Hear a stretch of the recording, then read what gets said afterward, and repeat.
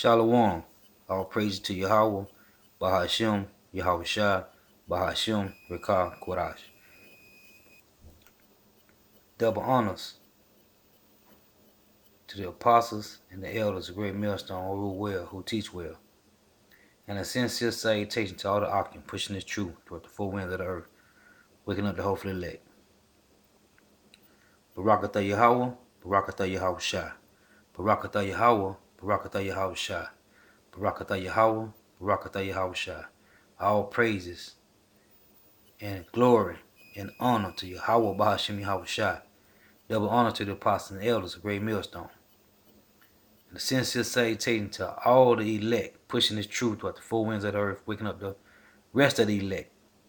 And shalom to the Aqua who are listening and learning. Coming at you with another lesson, Lord, wouldn't be edifying. This is just basically like a repost of talking about Esau, Edom, how they are depopulating, okay? How they are dying faster than they can be born. So I'm just going to play the clip. Because the precept, it's only one precept I'm bringing out, and that's Deuteronomy chapter 30, verse 7. And it talks about the curses that's going to fall upon all our enemies. I'm going to read it really fast. It's Deuteronomy chapter 30 and verse 7. And the Lord Yahweh, thy power, will put all these curses upon thy enemies and on them that hate thee, which persecuted thee. Okay? So, going right into it. A study done by the U.S. Census Bureau shows Caucasians could be a minority sooner than previously thought. While the white population is aging quickly, many white Americans are delaying their decision to have a family. And as a result, the population is decreasing and minority groups are growing at a rapid speed. Correspondent Ashley Banks has more. For the first time in U.S. history, more white people died than were born in 2016. Data shows in 26 states, whites are dying faster than they're being born. Between 1999 and 2016, the number of white births fell by 10.8%. That stands at just over 2 million. Researchers suggest the reasons for this decrease are the Great Recession, a drop in fertility rates because people can't afford to have children, and a rise in mortality rates, as most of the white population is aging and dying of natural causes, while others are dying from drug overdoses. A demographer at the University of Texas at San Antonio and a co-author of the report says it seems that white people going under the 50% of the population mark might be happening a few years earlier than projected. Some of the states most affected by this shift are Oregon, California, Arizona, New Mexico, Florida, North and South Carolina, Pennsylvania, Maryland, and Michigan. Researchers are predicting by the year 2045, whites could drop well below 50% of the population. While the white population is decreasing, the census says minority populations are steadily rising. In 2017, the Hispanic population rose to 58.9 million, up 2.1% from 2016. The African American population rose to 47.4 million, up 1.2% from last year, and the Asian population rose to 22.2 million people, up 3.1% from 2016. The study shows although birth rates are falling at an alarming rate for whites, they're also falling amongst other races, citing there's a lack of young people supporting baby boomers. In Washington, Ashley Banks, Art. Hey YouTube, thanks for checking out our channel. We hope you enjoyed the video. We have tons of content for you just... Now you see, these Edomites is dying, man. Okay? Fast. And that's the curses that's falling upon them.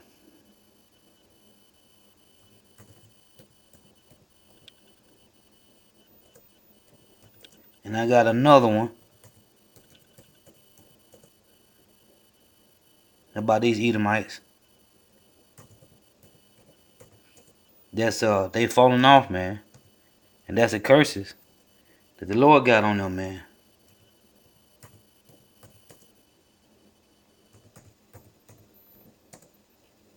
So I'm going to find this other video for the YouTubers to see this truth, man.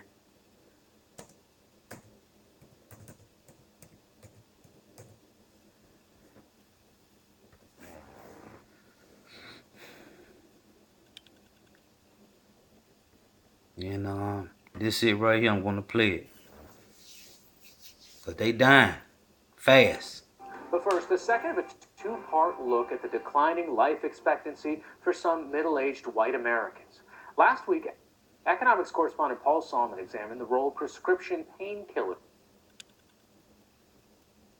and alcohol may play in the trend. Tonight, he explores how the economy and the job market may be involved. It's part of our weekly series, Making Sense, which airs Thursdays. The Hardys in Maysville, Kentucky, a popular hangout for the senior set. Martin Sauer used to work for the sheriff's department, where he says he saw his share of Saturday night drunks, but nothing like the current opioid drug epidemic. People get hooked on it and can't get off of it or don't want to, and causing a lot of the younger generation to lose their lives. And by younger generation, Sauer means his middle-aged neighbors, who, as we reported last week, are experiencing a stunning rise in premature deaths due to alcoholism, suicide, and drug abuse. But why? The health crisis here is particularly among white working class or white people with a high school and no more. For those people, the economy has been very hard for a very long time. Predictably, Angus Deaton and Ann Case, economists who have documented the dramatic decrease in life expectancy, say an obvious place to look for a cause is the economy. It used to be with a high school degree, you could get a job that actually could provide for your family. Yeah. And the disappearance of those may lead people to feel a lot more stressed. Indeed, in the period covered by their study, 1999 to 2014, inflation-adjusted income for households headed by a high school graduate fell by 19%. Well away from the ivory tower, on the ground in Maysville, Wayne Pendleton has lived the change. Maysville, when we moved here, was a pretty well flourishing little town right here. But we've lived here, 17 years, and you can just name the stuff that's left here. You can't take a job away from a guy 55 years old and expect him to start all over again. Even at my age, it's depressing if you're not trying to do something. Despite 4 heart attacks, Sherman Saunders still wants to work. That's not somebody else's responsibility. Take care of the family. It's supposed to be yours. Get out and go to work and do that yourself. Most of the men aren't working. Marcy Connor, a nurse specializing in substance abuse, has a close-up view of the downward spiral. All of a sudden, you lose your job. So here is a male with no identity.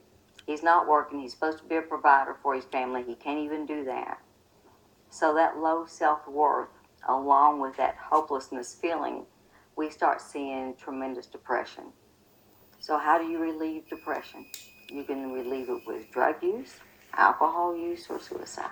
Connor's own husband died of alcohol poisoning. Poured alcohol down his feeding tube until he died.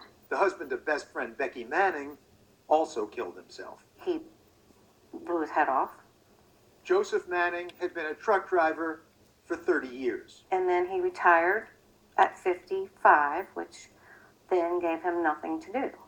Then he started getting depressed, and then we would go to different doctors, and then they would just try different drugs, and those never worked because they caused side effects, which made him feel worse about himself. Weight gain. Yes, he gained weight.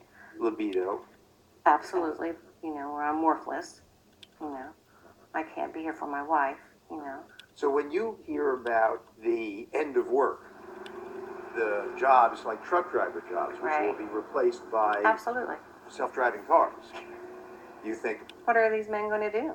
Yeah. And this next generation, I think you're going to see the death rate continue to climb.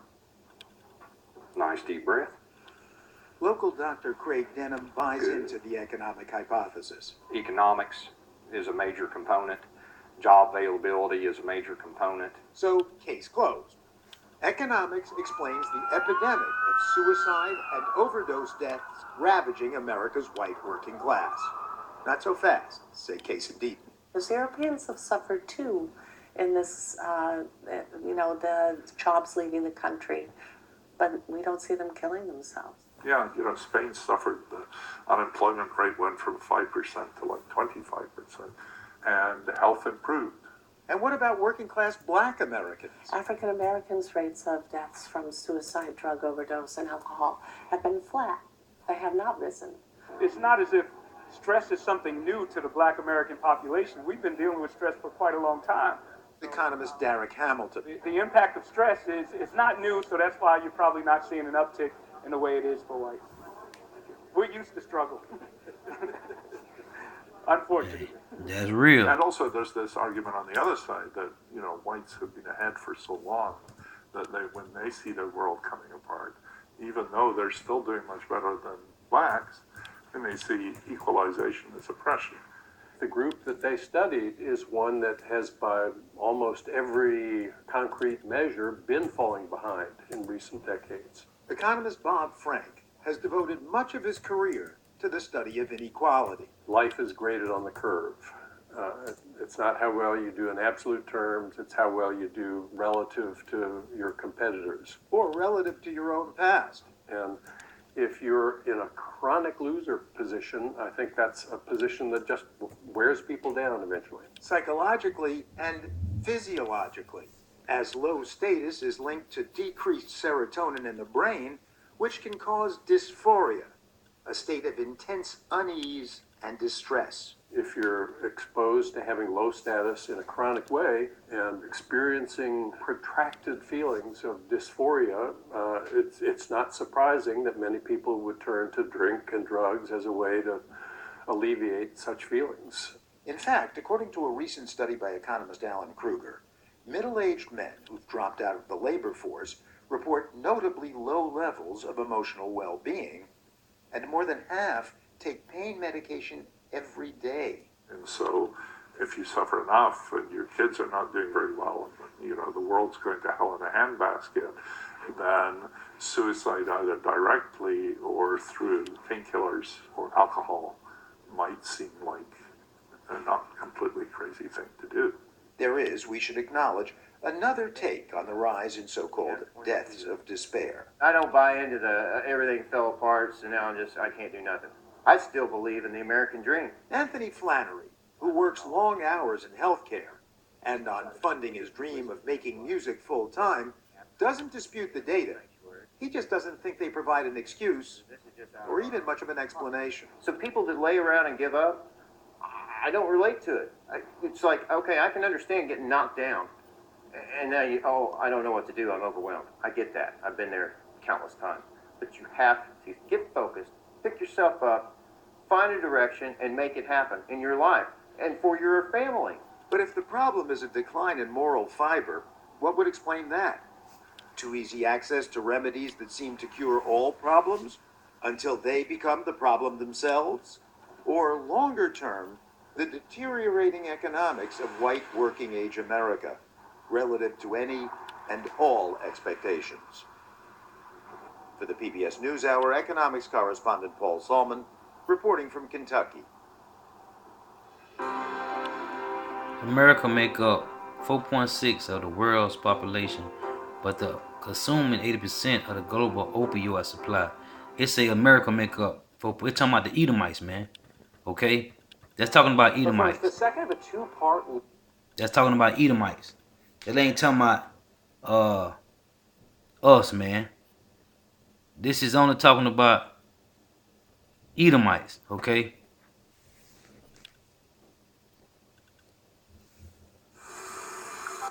But first, the second of a two-part look at the declining life expectancy for some middle-aged white Americans.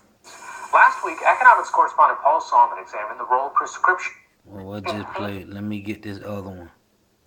Because these Edomites complaining, man. They complaining, man.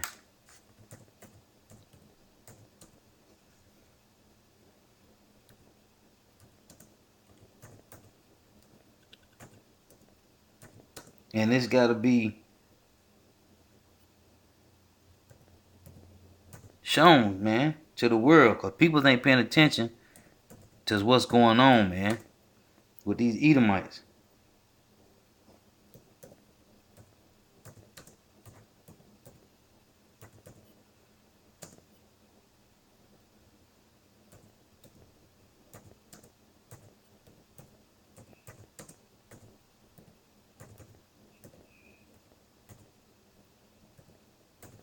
It must be pushed, man.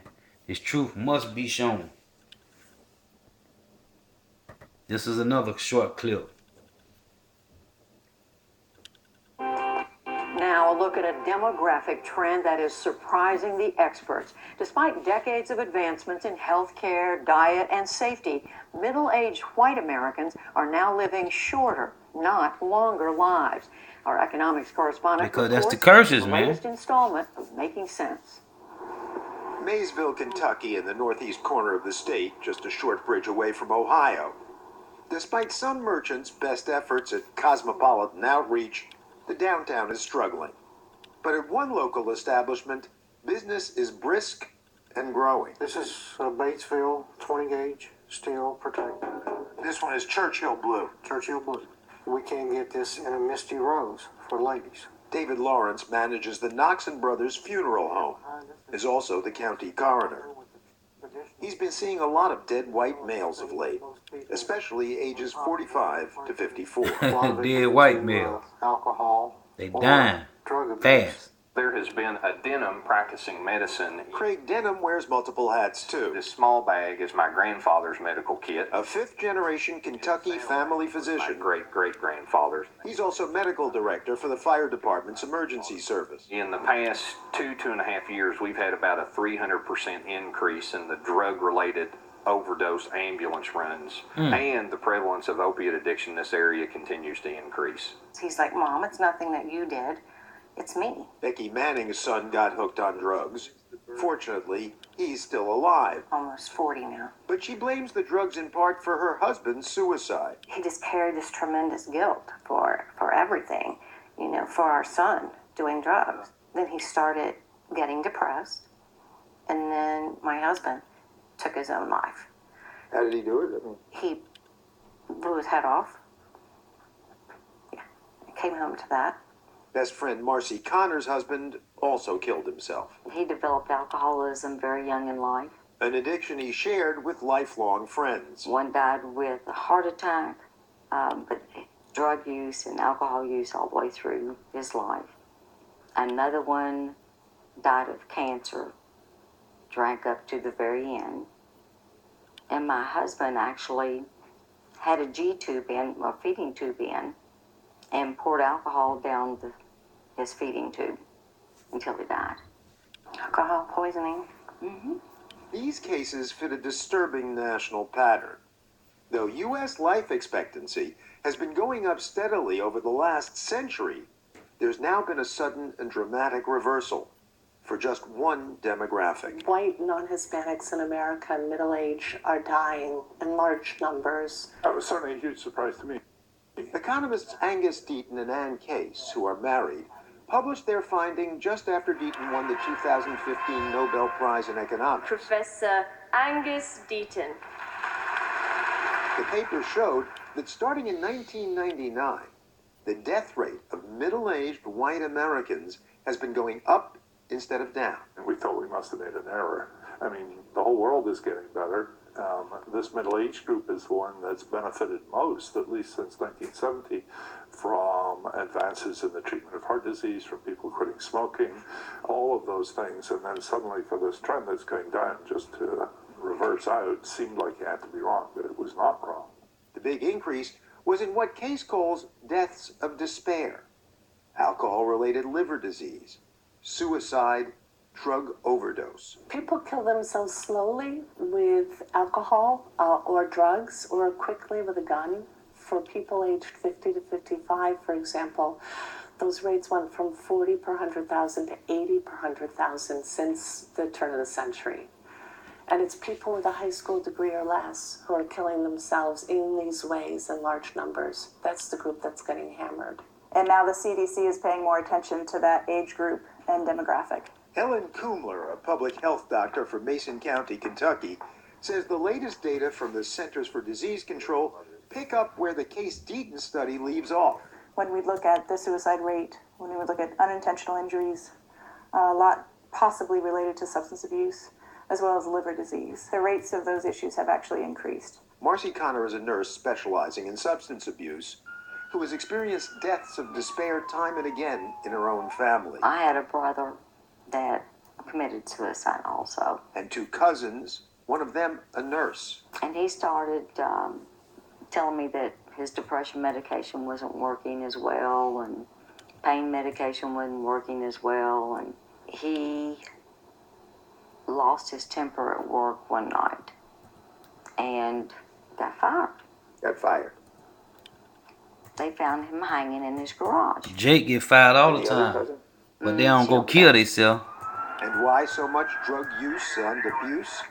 And Case and Angus Deaton found something else in their study. Since at least the mid-1990s, people's reports of pain, of sciatic pain, of neck pain, of lower back pain, year on year have increased. Our best, strongest pain medicines are the opioids. The mid-90s was also when the opioid painkiller Hey man, Oxycontin these was Edomites, approved by man. the FDA. They and dying began to be fast. marketed aggressively to doctors. They do not have serious medical side effects, and so these drugs, which I repeat are our best, strongest pain medications, should be used much more than they are for patients in pain. Within 5 years, the drug's maker, Purdue Pharma, was earning $1 billion a year profit on OxyContin, which soon rose to $3 billion.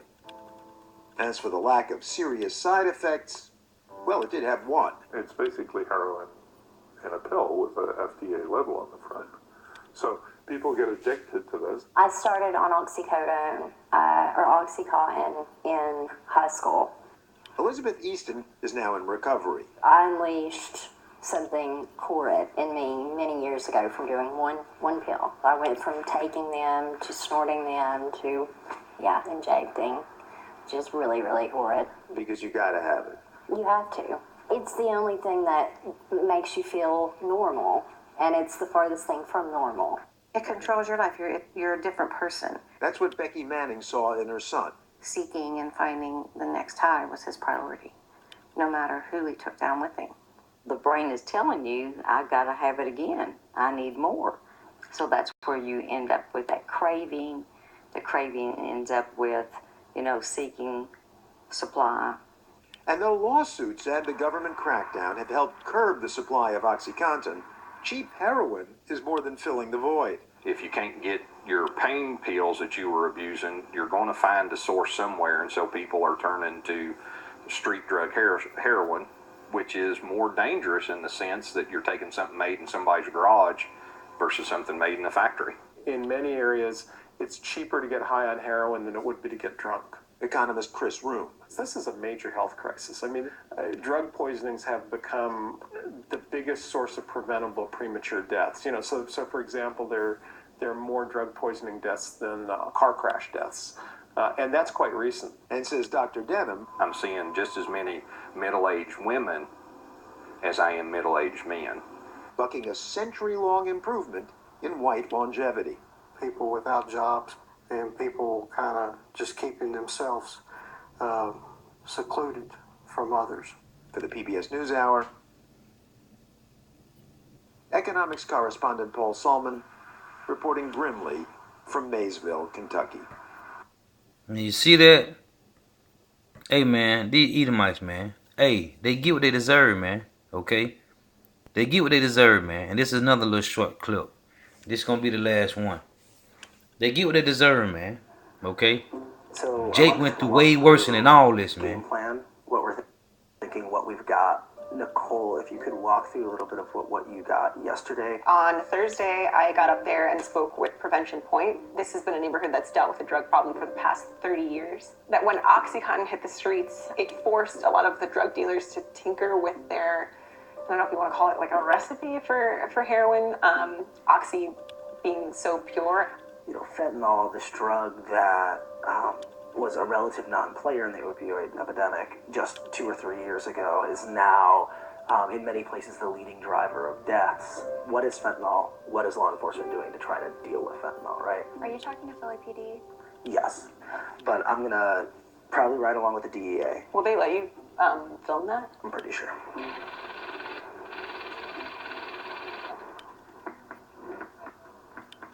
For the last few months, my colleagues and I have been reporting on the opioid epidemic, specifically on fentanyl, a man-made pain relief drug that has caused a huge spike in overdose deaths across the country. Right now, we're on the Amtrak up to Philadelphia because I wanted to examine the opioid crisis in major cities and counties that surround them. And it's all Edomites. So much of the media coverage and conversation has made the opioid epidemic sound like something that's only happening in rural white America. But cities like Rural Philadelphia white are seeing America, hundreds of man. people dying.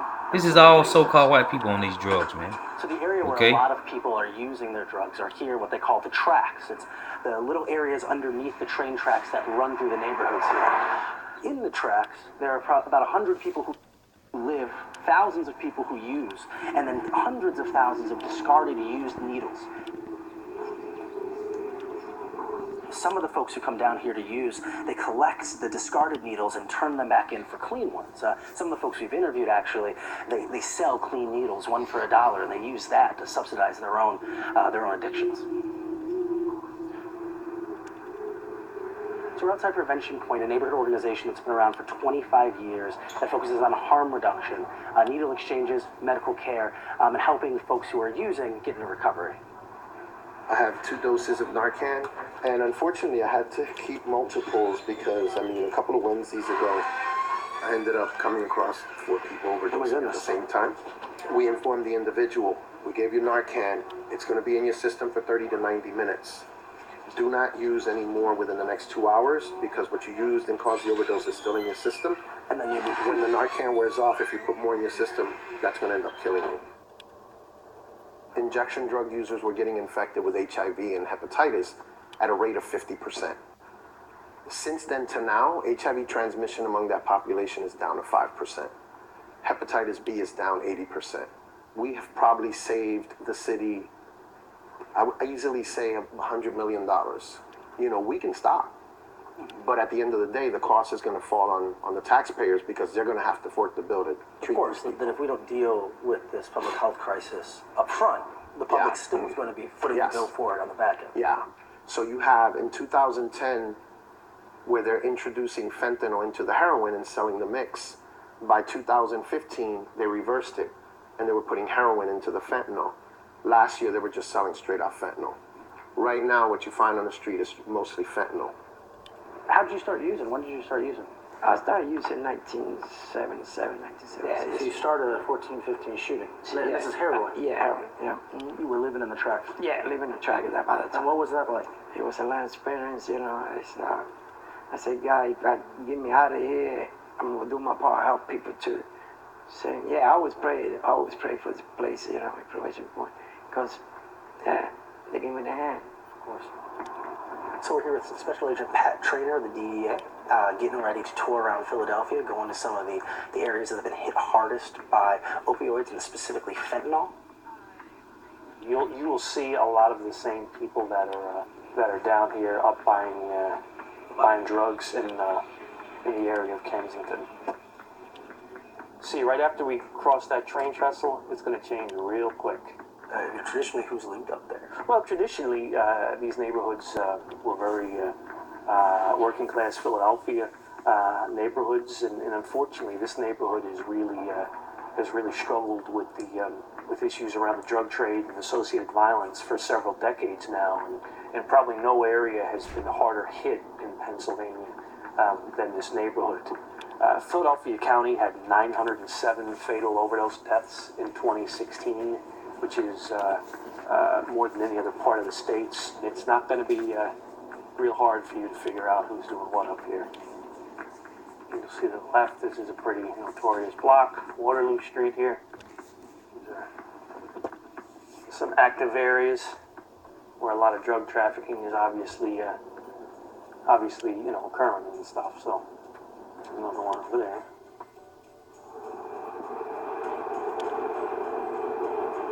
Everyone here agrees that fentanyl has upended the drug market in Kensington. The police, the users, the residents, they all say they've never seen anything like it before.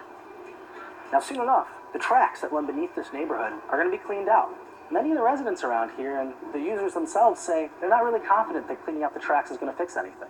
they think that those users are just going to be displaced. They're going to start using on the sidewalks instead of under the trains. Philadelphia and Pennsylvania as a whole certainly hasn't figured out how to stop the opioid crisis and how to save the lives that are being lost. But they're going to try something. And right now, that something is cleaning out the tracks.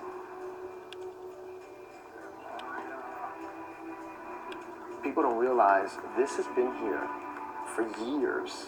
There was over 100 people down there. You displaced 100 people easily, and they don't have anywhere to go. And now they're regretting because they thought they were cleaning out meant the people were going to disappear. They're people. Somebody said to a friend of mine, "Oh, we don't call them homeless anymore. They're our outside neighbors." And she goes, "Okay, then maybe you should treat them like neighbors then."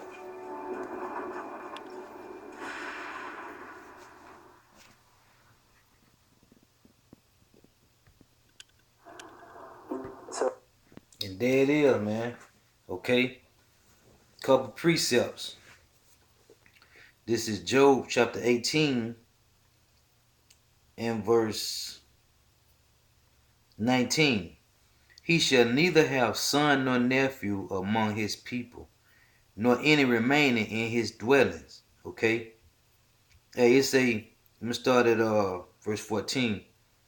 It says, his confidence shall be rooted out of his tabernacle, and it shall bring him to the king of terrors. That's Yahweh Ba'ashem Yahweh Shai, the king of terrors. It shall dwell in his tabernacle because it is none of his. Brimstone shall be scattered upon his habitation. Okay, his whole generation is being destroyed. And everything about these Edomites and their land, okay, everything, their riches, everything is coming down, man. Okay, Babylon the Great, the virgin of Babylon is being destroyed. Starting with his seed. It shall dwell in his tabernacle because it is none of his. Brimstone shall be scattered upon his habitation. His roots shall be dried up beneath, and above shall his branch be cut off. His remembrance shall perish from the earth, and he shall have no name in the streets. Okay? He shall neither have son nor nephew among his people, nor any remaining in his dwellings. And that's what's going on with Esau Edom right now, man. Everything is being destroyed with this devil, man. Okay? Everything, man. This is Isaiah 14 and 22. And it reads, for I will raise up against them, saith the Lord Yahweh B'Hashem Yahweh Shai of hosts, and cut off from Babylon the name and remnant, and son and nephew, saith the Lord Yahweh. Okay? So the Lord is destroying the Edomites, man. Starting with his generation, man. This is Jeremiah chapter 49, verse 10. But I have made Esau bare, I have uncovered his secret places, and he shall not be able to hide himself. His seed is spoiled, and his brethren, and his neighbors, and he is not, man. That lets you know right there, everything about these Edomites is being destroyed, man. Okay? Everything about these Edomites, they are being destroyed, man. Opioids, man. Okay, the opioids is all-time high. Suicide rate is all-time high. And ODing. And you heard it, man. It say in the white America, man. Okay? Nothing but these Edomites that is dying, man. Hey, they are coming, the minority. They are coming, they are becoming a minority, which they've been a minority. And so-called Negroes, so-called Hispanics, and so-called Native Americans are becoming the majority, man, which we've been the majority. Israel shall be at the sand of the sea, man. Okay, the Lord just making it known now. And they putting this in the news. So with that, I want to say all praise to Yahweh, Ba'Hashem Yahweh Shai, Ba'Hashem Rekah Kodash, double honors to the apostles and elders of great millstone who rule well, who teach well, and the sincere salutation to all the archon, pushing the truth throughout the four winds of the earth, waking up the hopeful elect. And shalom to the Agwa who are listening and learning. Shalom.